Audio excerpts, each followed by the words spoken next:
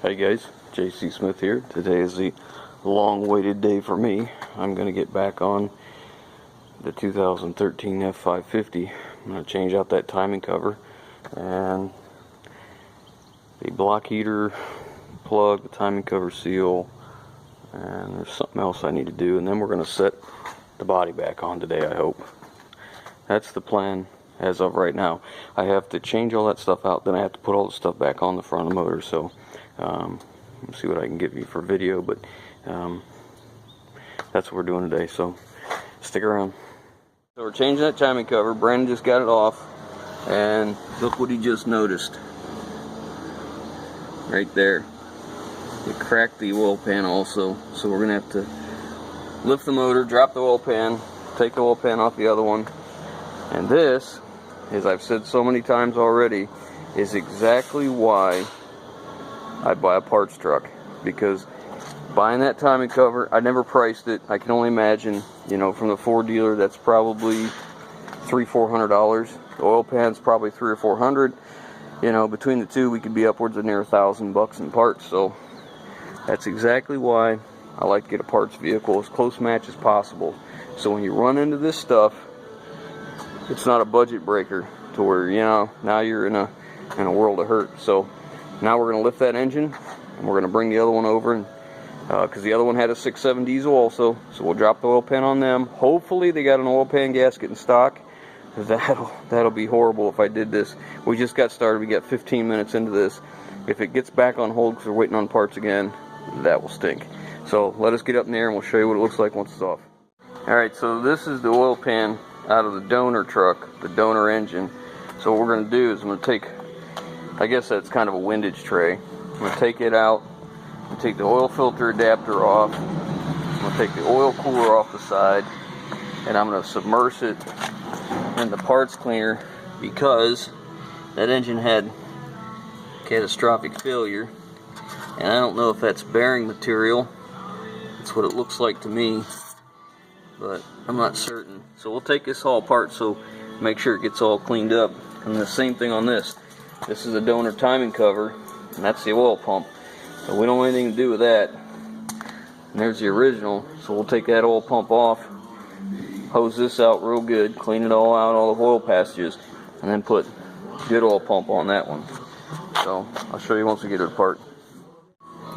I just pulled this oil pump apart. You see that there? The timing cover, this is the oil pumps in the back of this, and man, look at them ribs. I don't think I can use this.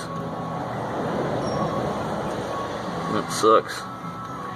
It really sucks, because I don't want to have to buy that, but I'm not putting it together with that, because the likeness, I'll have problems with the oil pressure is pretty high. That maybe not today, but it's already scored. Anyways, I'm going to look for another timing cover, and I'm going to see about maybe see if how much it is from a dealer for a new one. That's scary. And also I'll look for a used one, see if I can locate one off a wreck truck or something, which, you know, hopefully it's better than that, because I can't use that. I got the oil pan all cleaned up. It had so much metal fragments, memory there.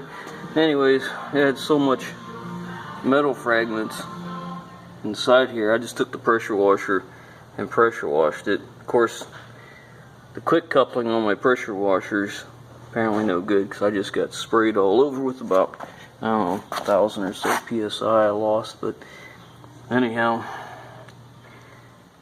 got this cleaned up. Of course, there's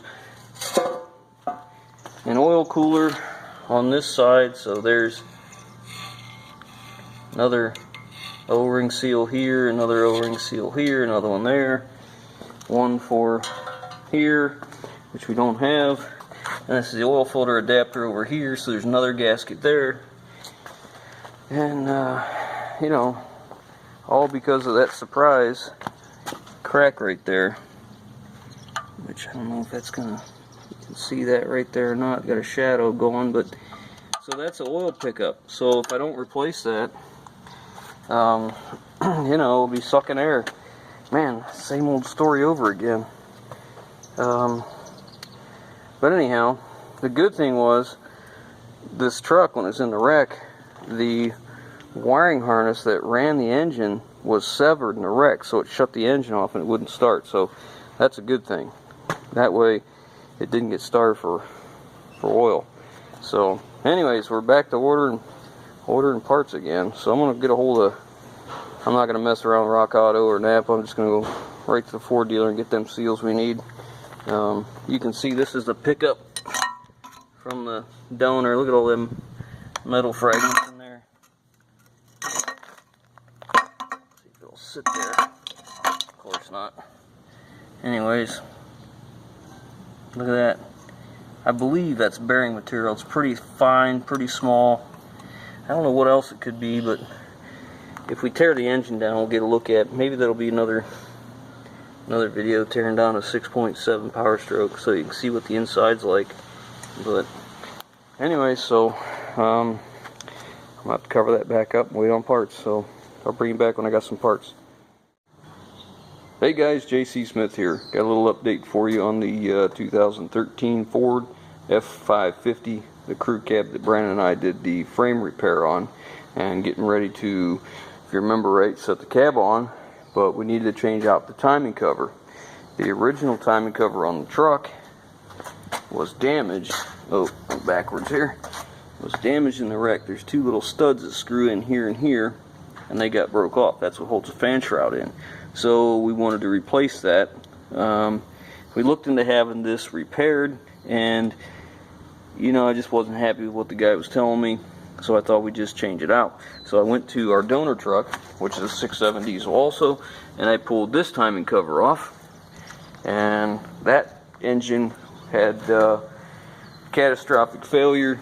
And if you remember me showing you, there's grooves ground into this surface right here, and this is where the oil pump rides. There's two gears that lay in here, which are like this, and you can see the grooves in the oil pump. Now, I talked to a guy who said they're not that deep.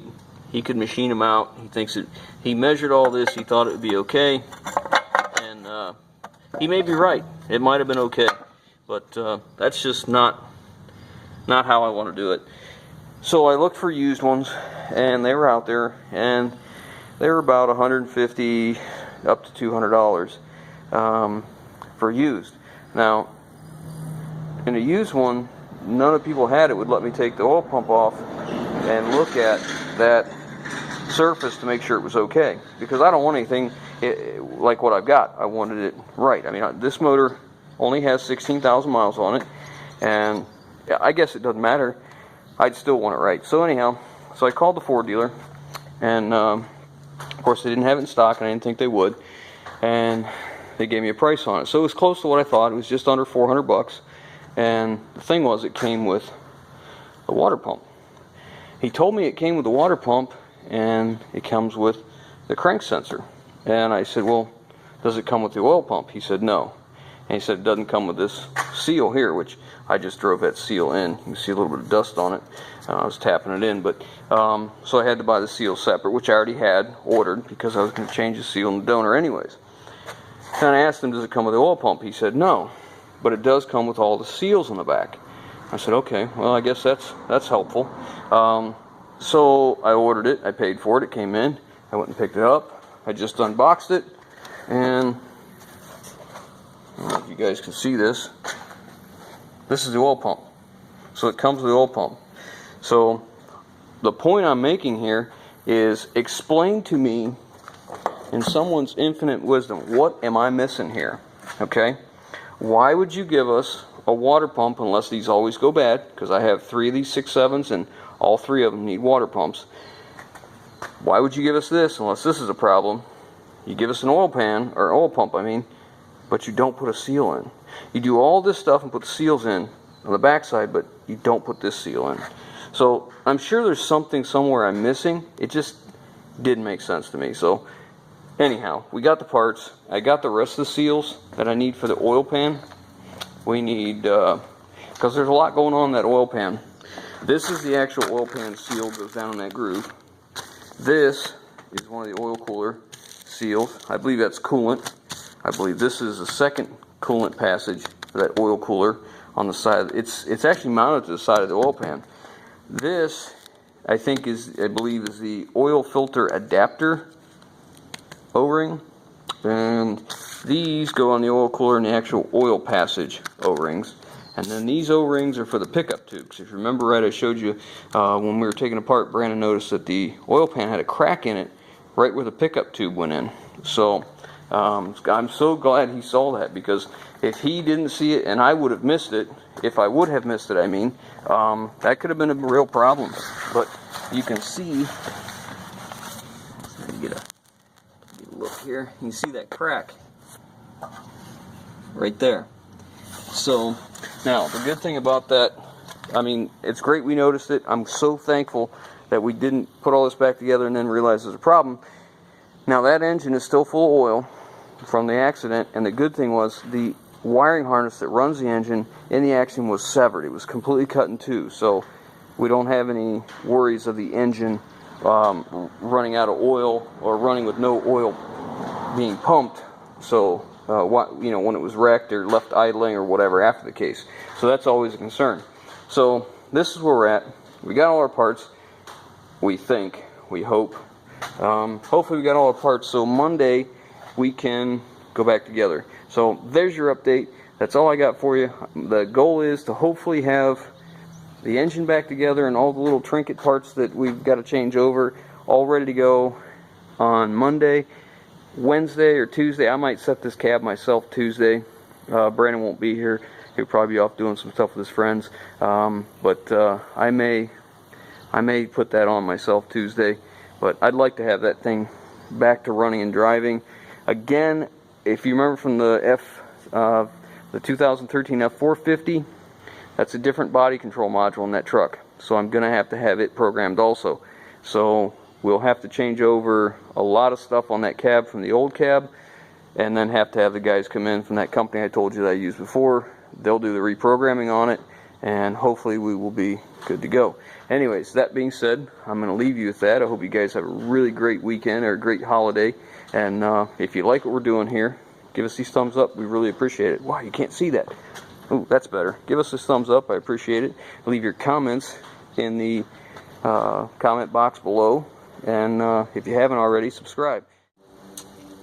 You know, this morning I went to go come down the garage, and I went in the bedroom and got my dresser, and I got out a pair of socks and was going to put them on so I could come down here, and I went to go put my shoes on. I couldn't find my socks. I don't know where I put them. I looked all over the place and couldn't find them. And I just went to go reach for a rag in my back pocket. I've been walking around all day with them socks in my back pocket. That's how you know you're getting old.